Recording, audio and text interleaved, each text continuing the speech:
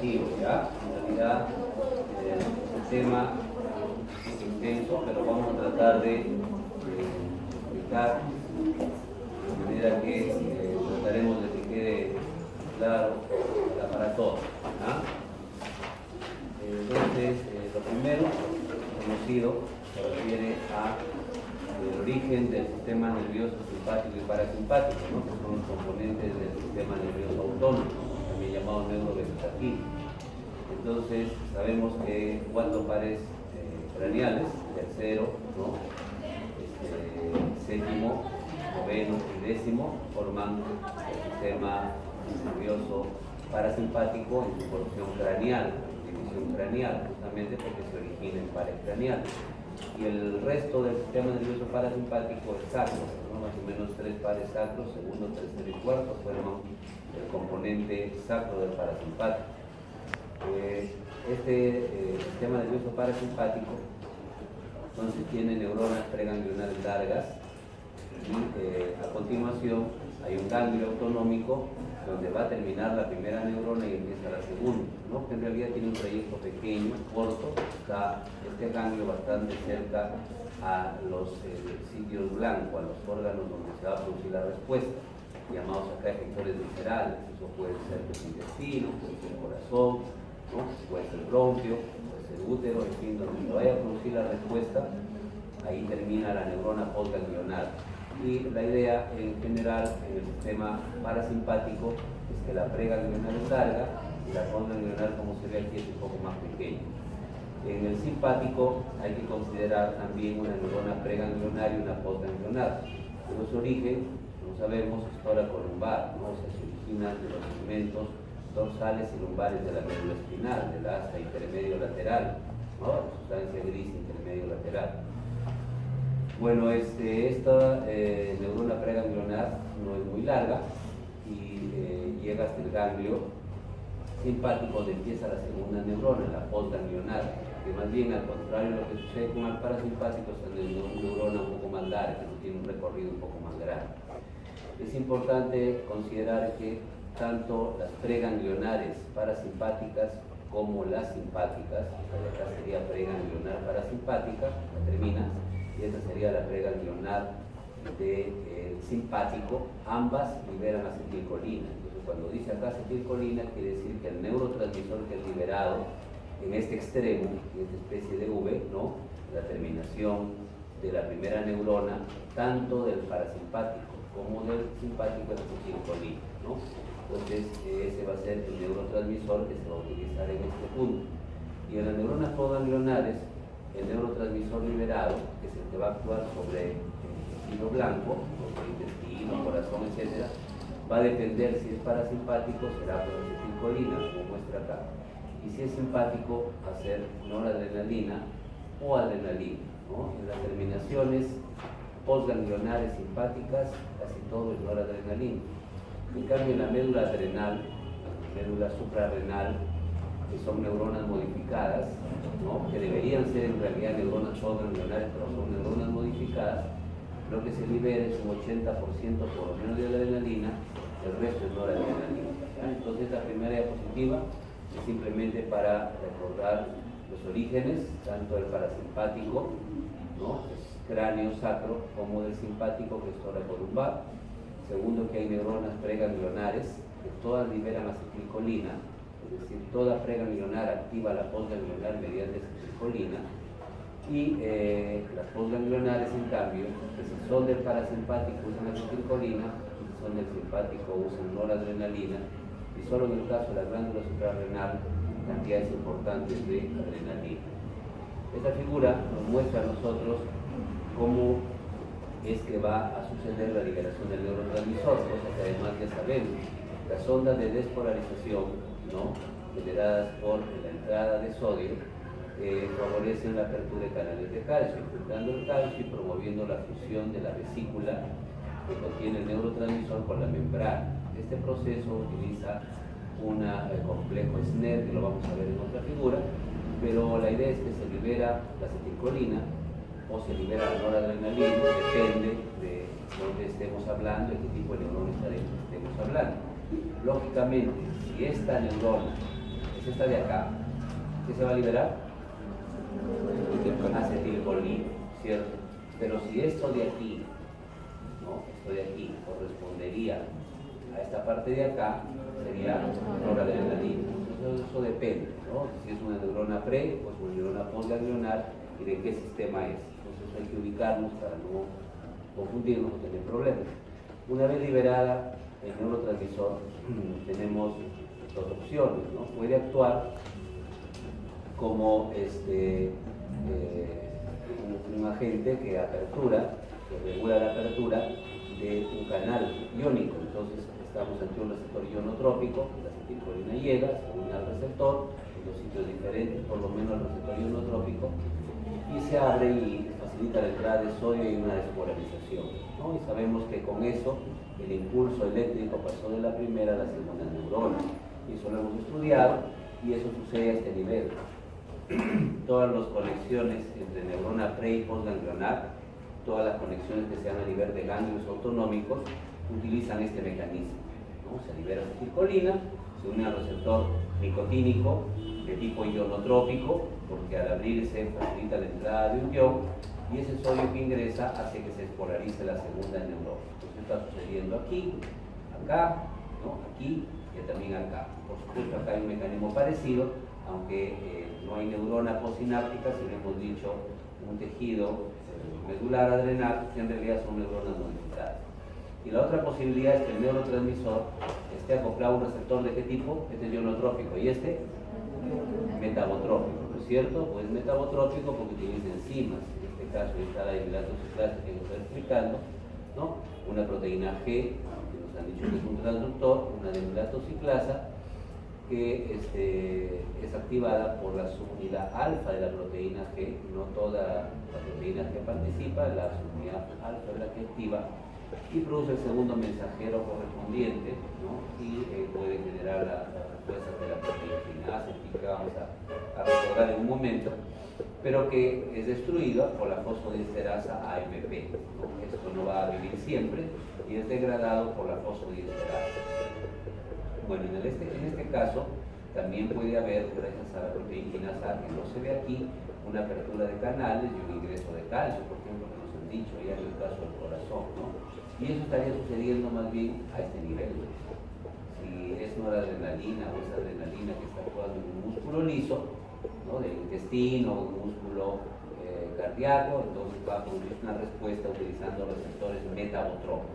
Entonces, la respuesta con receptores metabotrópicos normalmente es los tejidos periféricos, mientras que los receptores ionotrópicos principalmente están a nivel ganglionar, Aquí en la periferia trabajan un poco más receptores de tipo metabotrópico, sean alfa, sean muscarínicos, igual más o menos van a ser la mayoría metabotrópicos.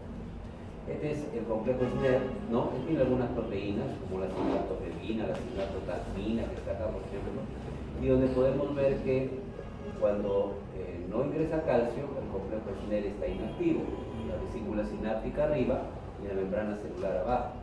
Pero al aperturarse el canal de calcio, el calcio ingresa y se une a la sinatotasmina, ¿no? Que como dice la figura es un sensor de calcio. Entonces eso hace que las otras proteínas que forman el complejo SNER generen una fuerza de tracción, ¿no? Jalen de la vesícula sináptica y la fusionan con la membrana celular, y entonces sale el neurotransmisor. Entonces vamos a ver que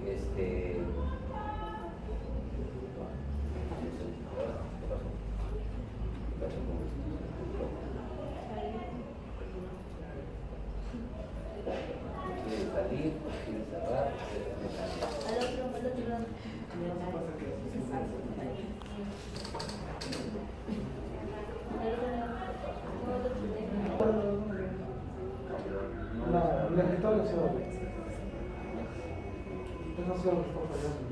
eso es lo que ha generado el problema, por eso ahora ya desapareció la... Vamos a terminar y al final marco lo abro de nuevo para la otra hora. Bueno, entonces eso es lo que está bloqueado. Entonces tenemos aquí la fusión de las membranas y la salida de los neurotransmisores. Esto nos muestra cómo funciona la síntesis de acetilcolina y cuál es el destino un poco de la acetilcolina después de que es liberada, ¿no? Entonces está la acetil-CoA, se puede creer, la colina, desde la colina acetiltransferasa se forma acetilcolina y se almacena en vesícula. Una vez almacenada en vesícula, luego viene la liberación de la acetilcolina, que va a tener su receptor correspondiente. La mayoría de la acetilcolina es degradada por acetilcolinesterasa y se libera como colina y acetato. La colina es vuelta a utilizar y el acetato, ¿no?, es un producto que se puede metabolizar como un ácido graso de tipo carbono, ¿no? En todo caso, esto es lo que sucede normalmente con la acetilcolina. Ahora, esta acetilcolina puede tener acción sobre su receptor colinérgico, ¿no? Y cuando hablamos de receptor colinérgico, hablamos de dos tipos de receptores, ¿no? Sí, como nosotros estábamos diciendo, estamos hablando de que la acetilcolina se libera en una preganglionar y va a actuar en una posganglionar, un receptor nicotínico.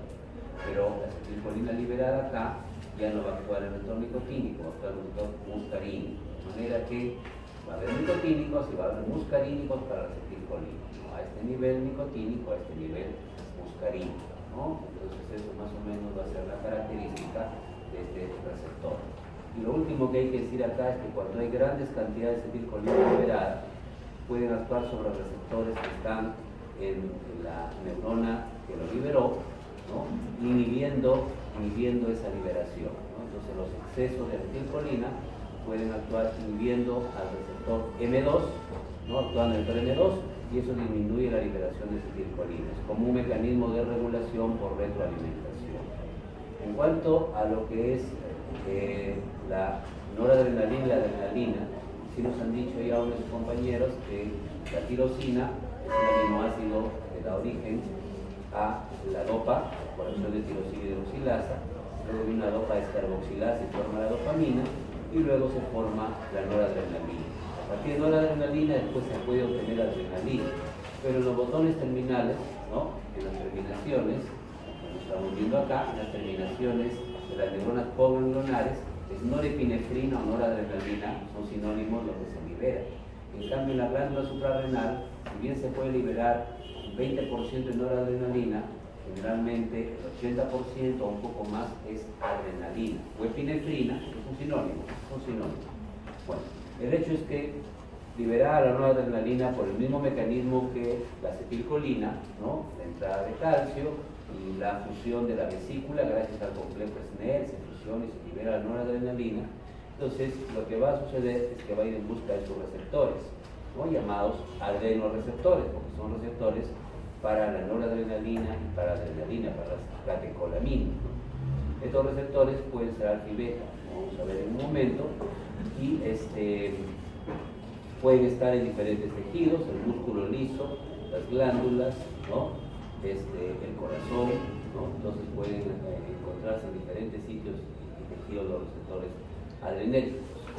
Son más bien escasos en el músculo esquelético, pero sí son abundantes en el corazón, músculo cardíaco y en el músculo liso de diferentes sitios, ¿no?, intestino, bronquios, ¿no?, uretra, vejiga.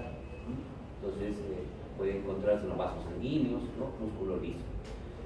La noradrenalina va a ser metabolizada por la MAO y la COM, que son las enzimas que degradan a las catecolaminas, la monoamina oxidasa y la catecolometiltransferasa. Es un dato que no queremos enfatizar mucho, simplemente sí tener presente que son degradadas. Y a diferencia de lo que sucede con la acetilcolina, hay una buena cantidad que son recaptadas.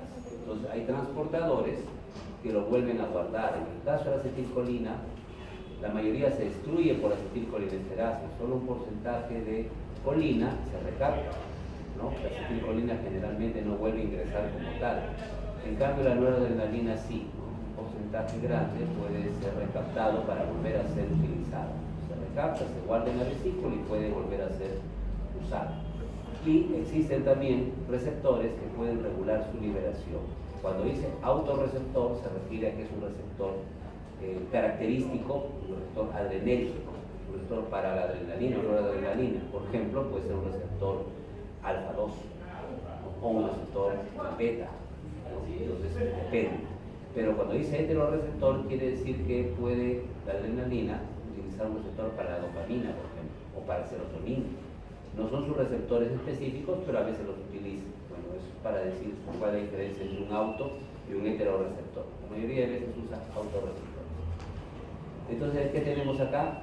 Que la liberación de la noradrenalina actúa sobre receptores de tipo alfa y beta.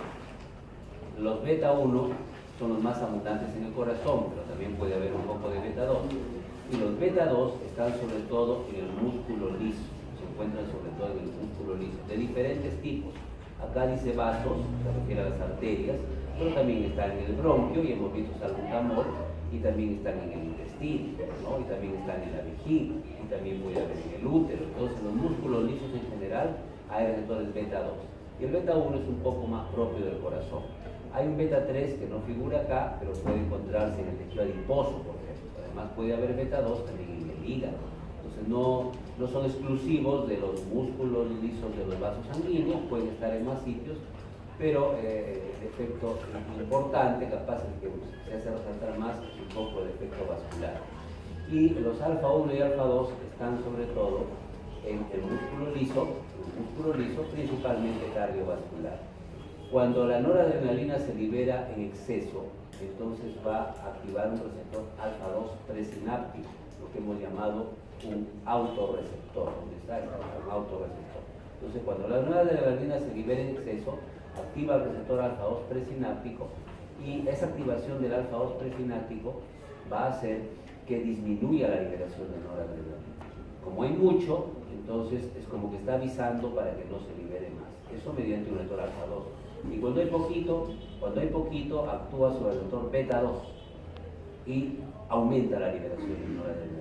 Entonces, estos dos son autorreceptores que están a nivel del botón terminal y que pueden ser regulados por la cantidad de noradrenalina libre. Las cantidades grandes, alfa 2, las cantidades pequeñas, beta 2. Las cantidades grandes inhiben la liberación, las cantidades pequeñas aumentan la liberación de noradrenalina. Vamos a revisar lo que son los subtipos de receptores, ¿cierto?, del sistema nervioso simpático y parasimpático. Y podemos ver que en el caso del parasimpático hay un número importante de receptores M3, ¿no? M3, hay un número importante de receptores M3. Mientras que en el sistema nervioso simpático, ¿no?, se distribuyen entre alfa y beta la mayoría de los receptores, ¿no? Pero acá hay un predominio, no hay mucho nicotínico. Yo no veo acá nicotínico, por ejemplo, la mayoría son M. Y de esos M muscarínicos, la gran mayoría son M3. ¿Ya? Entonces eso hay que tenerlo presente. El receptor nicotínico ya dijimos que estaba en esta parte, ¿no? Acá estaba el nicotínico, ¿no? Y también el músculo esquelético. Pero no nos metemos con el músculo esquelético porque es una respuesta voluntaria. Mientras que acá decimos que había receptores muscarínicos. La mayoría de receptores de acetilcolina en los efectores viscerales, los músculos y glándulas, y a nivel periférico, son muscarínicos. Para esto de acá puede ser alfa o beta. Entonces vamos a dar una mirada un poquito rápido. Esto es más de fisiología, pues no queremos enfatizarlo mucho porque necesitamos un poco más la respuesta, el mecanismo de la respuesta, pero para tener una idea de su ubicación. En el ojo, ¿no?, tenemos el iris, ¿no?, que es la parte del ojo que tiene color, ¿no? Hay ojos más claros, hay ojos más oscuros, en fin, todos sabemos que ese es el iris. Y en el centro, ¿qué está? En el centro del iris está la pupila. El centro de la pupila puede dilatarse, ¿cómo se llama?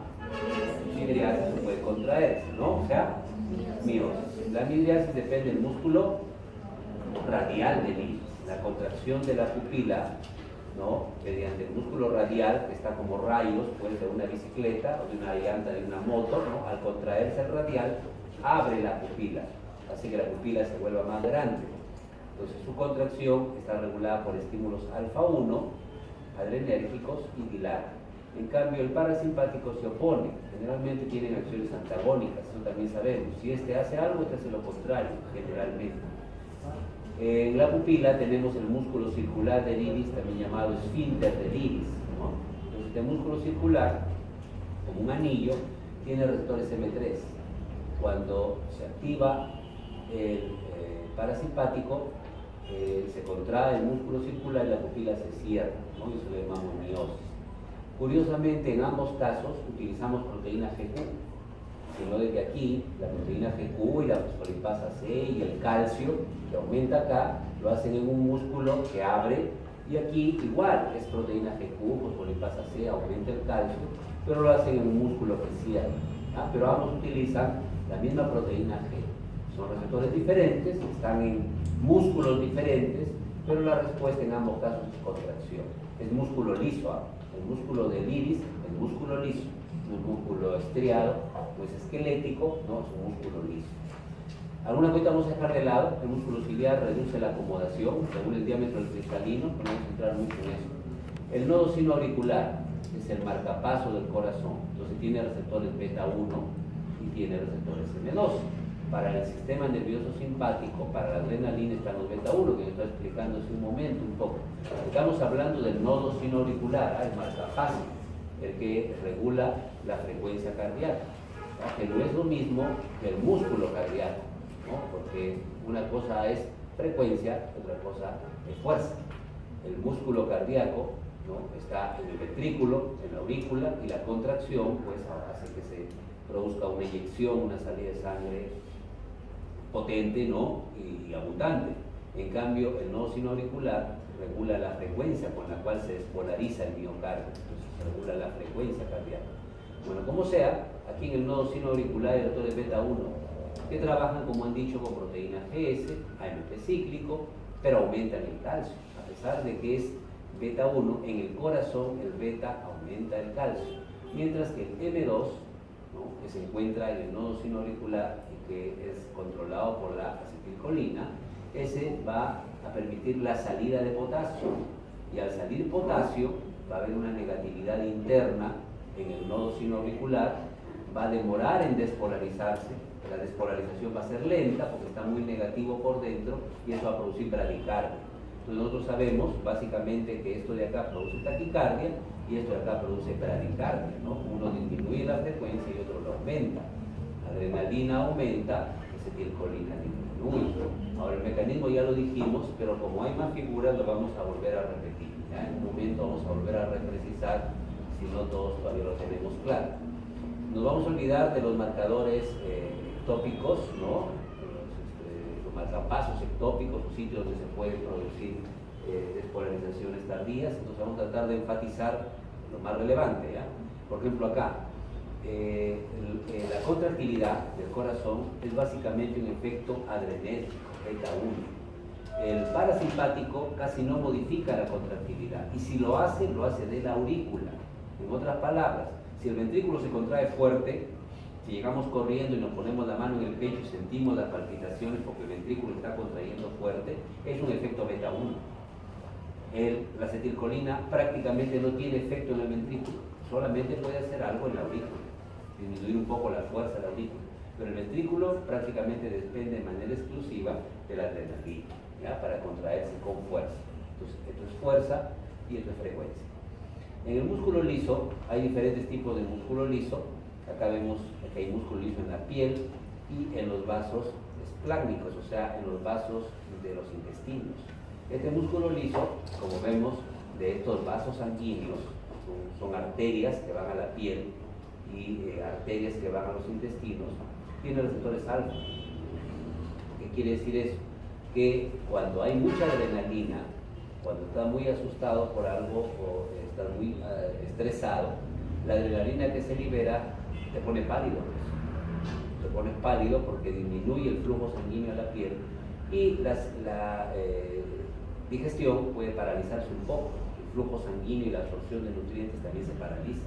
Eso es porque en las arterias que van a la piel y a los intestinos hay receptores alfa. En cambio, en las arterias que van al músculo esquelético hay receptores beta. Quiere decir que cuando hay bastante adrenalina, las arterias que van al músculo esquelético se dilatan, y al dilatarse entonces hay que aumenta el flujo sanguíneo al músculo. En otras palabras, si ahorita hay un incendio o hay un terremoto medianito, ¿no?, todo el mundo se va a asustar, ¿no?, de los que están durmiendo se van a despertar y van a ponerse en alerta, ¿no? Y al ponerse en alerta y al secretar adrenalina, entonces van a palidecer. Cuando nos asustamos palidecemos, ¿no? Los intestinos disminuyen su irrigación. Si estaba digiriendo su alimento, se paraliza un poco. Y más bien la sangre se desvía hacia el músculo esquelético, gracias a los receptores beta 2 que hay en el músculo liso de las arterias, ¿no? Que relajan al músculo liso, ¿no? Y se produce entonces un mejor flujo sanguíneo para poder correr o para poder defenderse o hacer algo, ¿no? Ante la agresión, ante el peligro. Entonces eso sucede de esa manera. Ojo que el beta 1 en el corazón aumenta el calcio y el corazón se acelera y se contrae fuerte. Pero el beta 2 en el músculo liso lo relaja, disminuye el calcio. A pesar de que este es beta y este es beta, no responde igual. En el corazón aumenta el calcio, en el músculo liso disminuye el calcio. Nuestro endotelio de nuestros vasos sanguíneos tiene receptores M3. Los M3, como vemos, contraen, pero en el endotelio no solo lo contraen un poco, sino que además actúan, ¿no? Aumentando el calcio, es decir, Q aumenta el calcio, y calcio-calmodulina activa una óxido nítrico sintasa que libera óxido nítrico. Esto hace tiempo, hace años, se llamaba factor relajante derivado del endotelio, pero hoy ya no se llama factor relajante derivado del endotelio, se llama óxido nítrico. Se descubrió que era óxido nítrico. Entonces, cuando la acetilcolina actúa en el endotelio, aumenta el calcio dentro del endotelio, pero el endotelio libera óxido nítrico. Y el óxido nítrico se va a las arterias y relaja el músculo liso. Esta respuesta se hace evidente cuando tenemos vergüenza, ¿no? Cuando te has avergonzado por algo, sobre todo las personas de piel más blanca, ¿no? Se avergüenzan, se ponen roja, se puso roja, se avergonzó, que no sé cuándo. Y no lo puedes controlar, ¿no? No puedes decir, no, ya quiero empalidecer ahorita, no se puede, ¿no? Ya está rojo, que poco a poco te irá pasando. Entonces, ese enrojecimiento es porque se está liberando óxido nítrico de tus arterias, ¿ya? De tu endotelio, está yendo a tus arterias, ¿no? A tu músculo y sus arterias se la está dilatando. Y la cara se pone un poco roja, ¿no? Entonces, eso sucede debido a receptores M3 del endotelio y la producción de óxido nítrico. Y esto de acá ya lo sabemos. Aquí nos vamos a parar unos segundos, un poco cansados. El tema es así, pues tiene varias cositas, pero también sé que varias cosas también ya las he ido revisando, ¿no? El número por lo menos. Entonces, este es músculo liso. ¿Qué cosa dice? Músculo liso bronquiolar, músculo liso de los bronquios. Nosotros hemos visto, porque hemos hablado de asma ya nosotros. Entonces, en el músculo liso bronquial, ¿qué receptor hay? Beta 2. Y cuando actúa ahí el salbutamol, o cuando actúa ahí la adrenalina, igual va a ser el receptor beta 2, lo relaja. ¿Por qué lo relaja? Porque aumenta el AMP cíclico. En el músculo liso hace que disminuya el calcio por varios mecanismos que también ya los vimos. ¿Ah? Pues tenemos que tratar de analizarlos un poquito mejor para entenderlos y poder luego aplicarlos más adelante a otras cosas, ¿no? Y en cambio, la acetilcolina, acuérdense, actuando en receptores M3, contrae el músculo liso bronquial. Entonces, a un asmático, dijimos la vez pasada, hay que darle, por cierto, salbutamol, pero le podemos ayudar con otro medicamento que ya conocemos. ¿Cómo se llama? ¿Cómo se llama? ¿Cómo se llama el anticolinérgico que ayuda en el asma? Y hemos dado examen, ahora me explico los resultados de algunos exámenes, ¿no? Bromuro de ipratropio, ya se olvidaron, lo hemos visto hace pocas semanas. Y cuando lo vimos, ya lo entendieron, sí, me dijeron todo, ya estamos para repetir, digamos. Hay que asimilarlo, disculpen el comentario mal gusto, hay que asimilarlo y hay que integrarlo y no aprenderlo solo para el examen, porque se va a futuro, ¿no? Entonces, quedamos que se puede dar bromuro ipratropio para bloquear el receptor M3. Con el salbutamol activas el beta 2, si no hay calcio, se relaja. Y para ayudar a esta relajación, bloqueas el M3, antagonista, bloqueas el M3, porque el M3 contrae. Si yo lo bloqueo, vas a ayudar a que se relaje. ¿Sí? Entonces, acá salbutamol, acá ipratropio. A ver, unos segundos de despeje breve. La parte simpático y parasimpático siempre es un poquito árida y un poco tediosa, es un poquito complicada. Vamos con tubo digestivo. todo lo que sea músculo liso, vamos a entenderlo como lo hemos entendido el músculo liso bronquial. Si es músculo liso, tiene que ser igual. Entonces, el músculo liso, ¿no? En el caso del simpático, lo que son receptores, ¿no? Lo que son receptores que se encuentran en la pared beta 2, vamos a olvidar un poco el alfa 2 porque esto es presináptico, lo vamos a marear acá, vamos a recordar a este beta 2. El músculo liso es la pared del tubo digestivo, pues es pared, el músculo liso es beta 2. Ese músculo liso que tiene receptores beta 2, obviamente, cuando se estimula por el simpático se relaja. En cambio, en la pared del intestino hay receptores M3. Cuando actúa ahí la acetilcolina, obviamente se contrae. Entonces, eso hay que recordarlo del músculo liso de la pared. Es diferente en los esfínteres. Un esfínter, a ver, ayúdenme un nombre de un esfínter.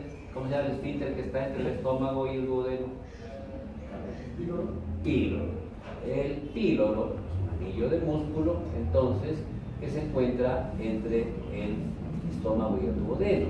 Y normalmente está semicerrado y regula el pasaje, porque no es un anillo, si se contrae se cierra, no deja pasar, ¿no? Pero si se relaja, bueno, el alimento puede vaciar del estómago, ¿no? Entonces, tiene esa función regulatoria. Entonces, este píloro, ¿no? También tenemos un cardias, ¿no? También tenemos un esfínter ileocecal y así hay esfínteres. Este esfínter, el píloro es el más conocido, entonces tiene receptores alfa 1. Estos receptores alfa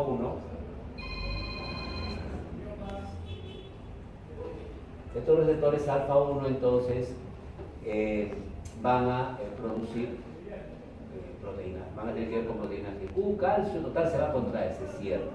En cambio, la acetilcolina, actuando en receptores M3, lo relaja.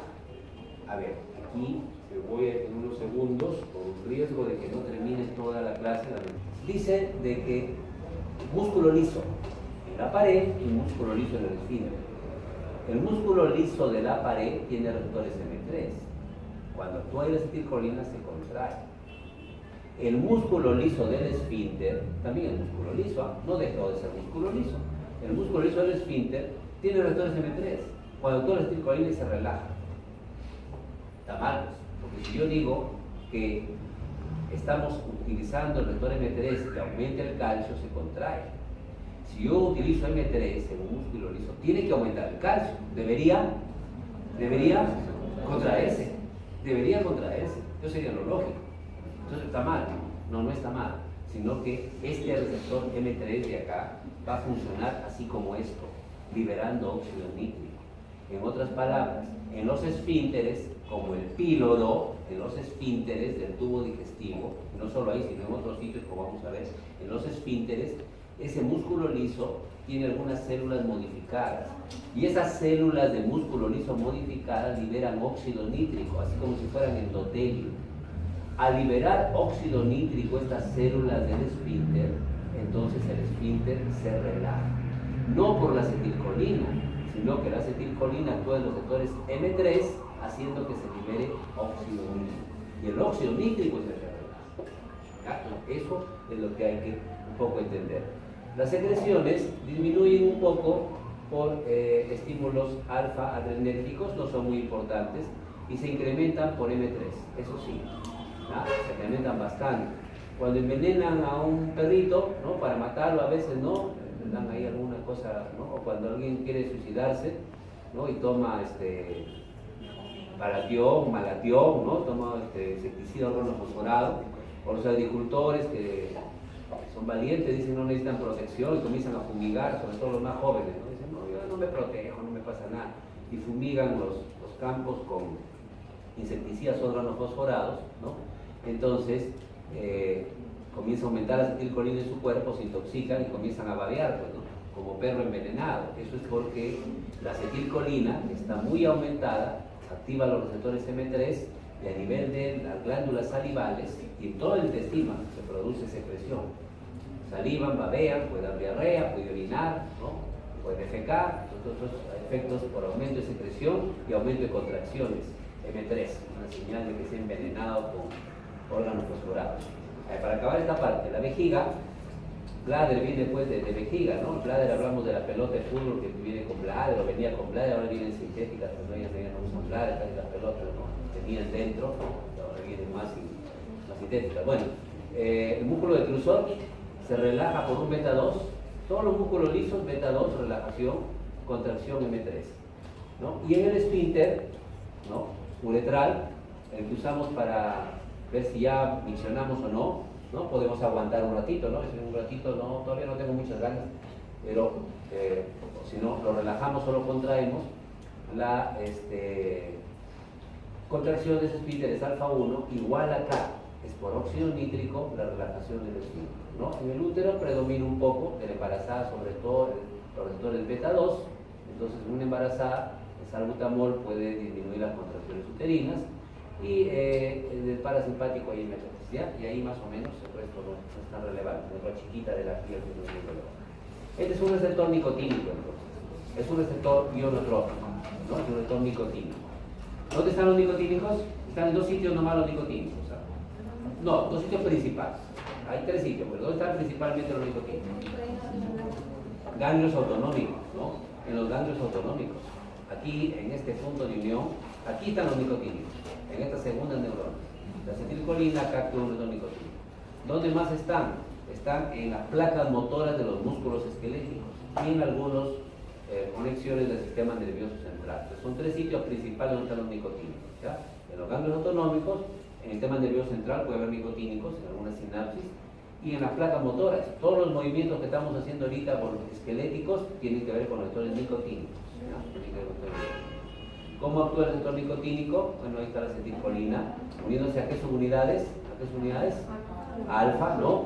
Tiene que unirse a las dos y se abre el poro central y entra, ¿qué cosa? ¿Qué entra?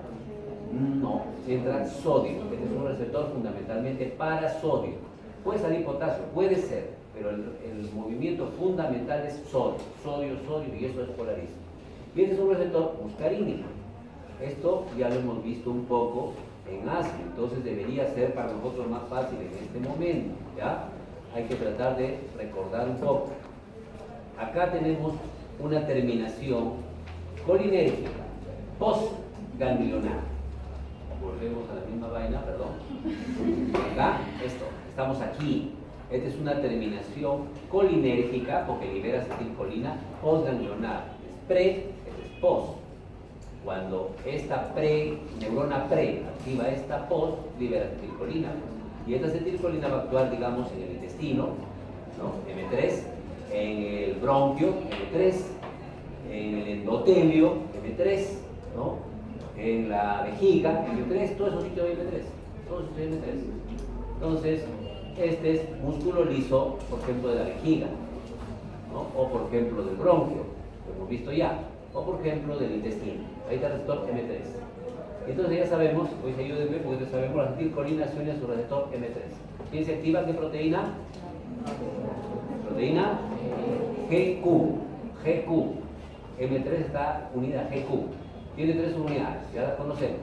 La que actúa es la subunidad alfa. Dijimos que libera GDP, que lo tenía cuando está bien activa, y lo cambia por GTP.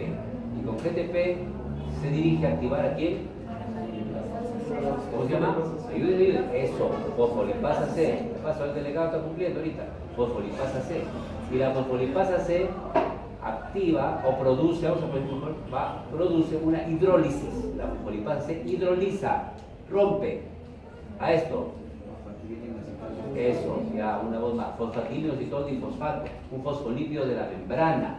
Es una fosfolipasa, actúa sobre el fosfolípido, fosfatidilositol difosfato. Lo rompe en dos segundos mensajeros, dijimos. ¿Cómo se llama? El diacilglicerol, ¿a quién activa?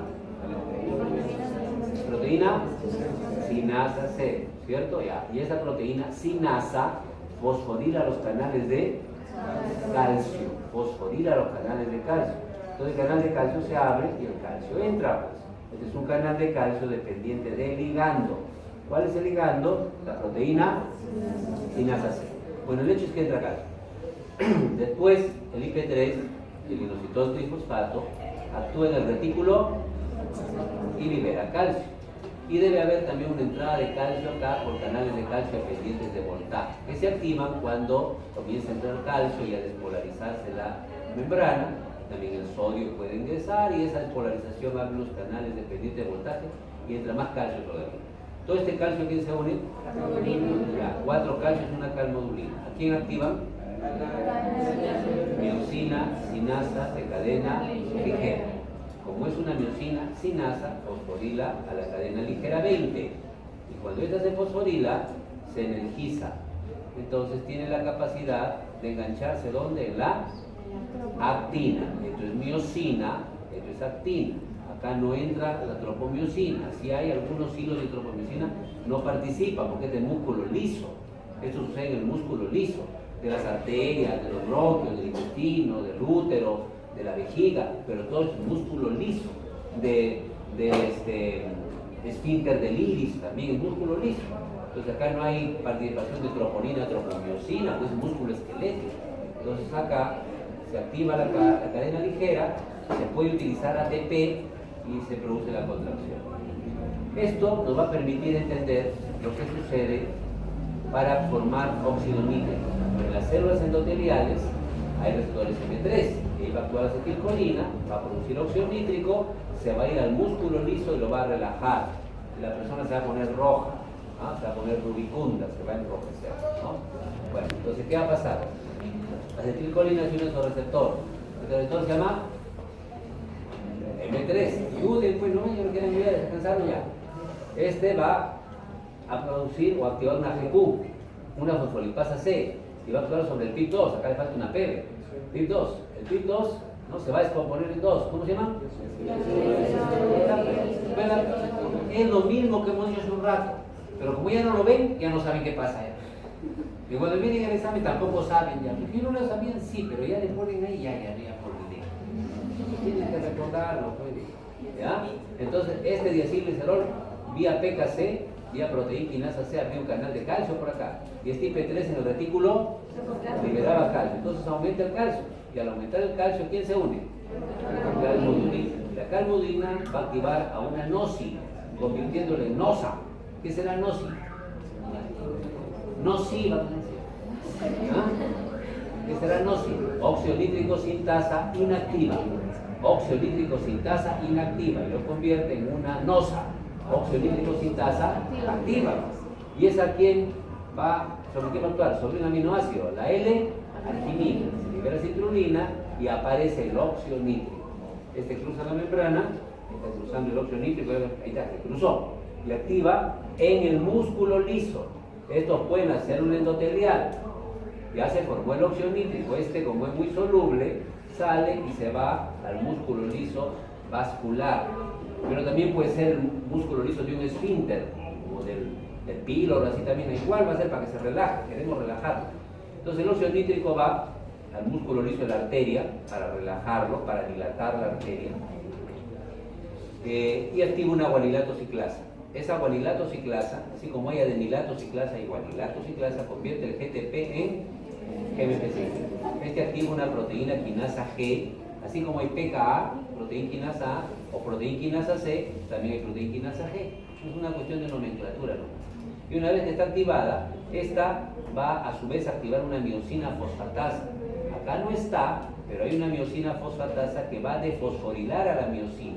O sea, la miosina fosforilada le va a quitar fosfato. Entonces, cuando le quitamos fosfato, se inactiva. Si se inactiva, si ya no tiene fosfato, la miosina no se va a poder unir con la actina. Si la miosina no se une con la actina, va a haber una. Y si es un vaso sanguíneo, va a haber una vaso. Ya, se acabó. ¿Qué pasa con el receptor M2? ¿Qué pasa con el receptor M2? ¿Ya? Hemos dicho que hay muscarínico M3. El M2 básicamente está en el corazón, en el nodo sinoauricular. No vamos a poder terminar, que nos va a ganar la hora, ¿ya? Pero han expuesto un buen número. La próxima clase continuamos de donde nos quedamos aquí.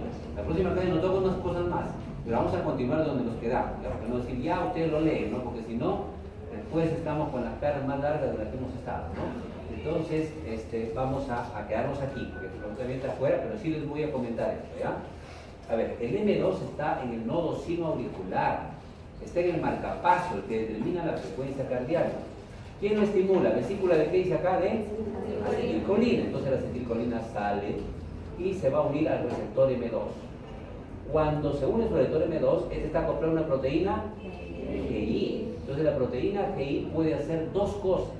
Una, como es G inhibidora, no va a activar, sino va a inhibir a la... Entonces, ¿se formará MP cíclico? No. ¿Se activará la proteína quinasa? No. ¿Aumentará el calcio? No. No va a haber despolarización. No va a entrar calcio, no se va a activar. ¿Ya? Entonces va a disminuir la actividad del nodo sinoauricular, del marcapaso, del que dicta la frecuencia cardíaca. Por otro lado, ¿qué puede hacer? Puede abrir ¿qué cosa? ¿Canales de qué? De potasio. ¿Qué hace el potasio si le abre la puerta? Como si nosotros fuéramos potasio, pero nos abre la puerta, nos salimos pues, porque está amontonado acá. Ya se cansó el potasio de estar acá amontonado con ustedes, le abren la puerta, quiere aire, sale, pues escapa.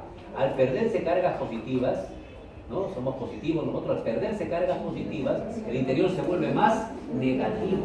¿Eso cómo se llama? Hiperpolarización. Ojo, los términos tienen que conocerme los muchachos, porque tenemos problemas en eso. Cuando entra sodio, entran cargas positivas, dice, se está despolarizando. O sea, como entra sodio, adentro se vuelve positivo, afuera negativo. Y ese tejido está excitado. Cada vez que entran cargas positivas, se excita, se activa. En este caso, están entrando cargas positivas. ¿Qué está haciendo? Saliendo cargas positivas. Si yo pierdo cargas positivas, acá se vuelve recontra negativo. Si está recontra negativo, no está despolarizado. Al contrario, está hiper